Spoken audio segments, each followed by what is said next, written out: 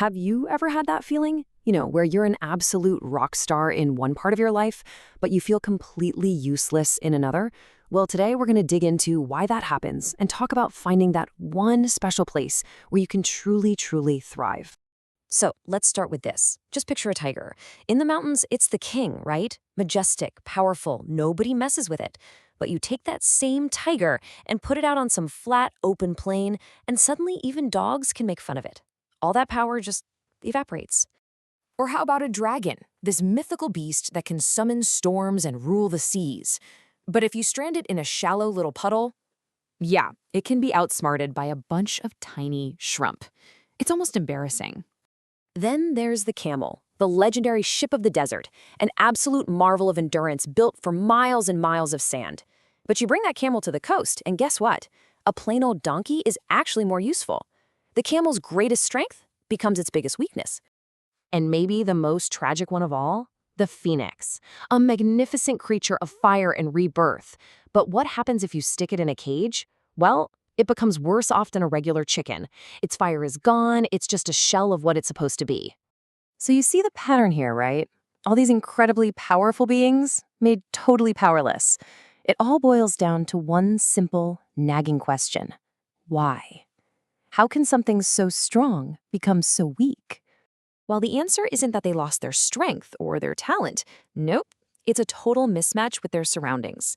See, real potential, your true value, can only be unlocked when you're in an environment that's actually suited to your nature. And we're going to call this ideal place your Garden of Eden.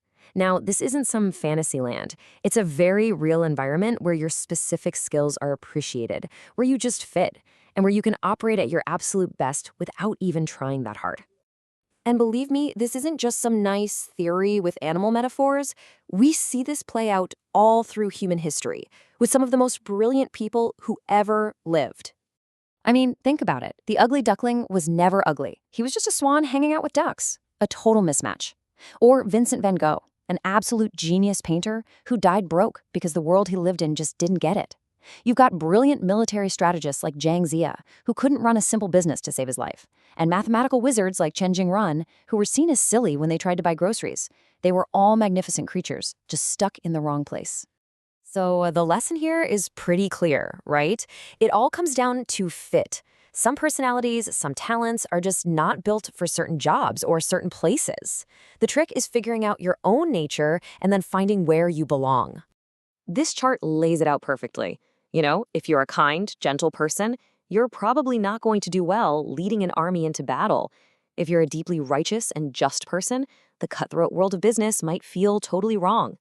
It's not about you being good or bad, it's about a fundamental clash between who you are and what the environment demands of you. Okay, so what if you're listening to this and you're thinking, oh man, I'm a tiger on the plains? Well, you don't just sit there and accept it. No way. You start the journey. You start looking for your mountains, your own personal Garden of Eden. And the path forward is actually pretty simple. 3 steps. Step 1, go find the people who get you, the ones who appreciate what you bring to the table. Step 2, and this one's huge, stop wasting your energy on people who don't. You can't explain the deep sea to a shrimp, so don't even try. And finally, step 3, actively search for that soil, that place, that job where you can actually grow and succeed. But listen, finding your garden is really only half the job. The trickier part is recognizing what you found and holding on to it for dear life, because it is so easy to take that perfect fit for granted. Let me tell you a quick story about a division commander. In the Army, this guy was a legend, a hero. He was totally in his element, like a fish in water. Capable, respected, successful. But he got arrogant. He figured he could be a hero anywhere. So he left the Army for a desk job in civil administration. And the result? It was a disaster. He failed at everything, he suffered setback after setback, and this hero was suddenly seen as good for nothing. And the reason he fell so hard? It's so simple, it's almost painful. He left his Garden of Eden. He made the classic mistake of thinking his success came from him alone, not from the perfect match between him and his environment. And he paid a heavy price for that. And this brings us to a really fascinating paradox.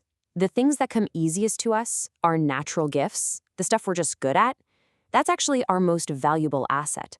But because it feels easy, we tend to dismiss it. We ignore it, just like that commander ignored how perfectly suited he was for the army. We end up chasing things that are hard for us, not realizing our greatest power lies in what we already are. So I'll just leave you with this one question to think about. Really think about it. Are you a tiger in the mountains? Or are you a tiger on the plains, getting teased by dogs? Are you living in your Garden of Eden?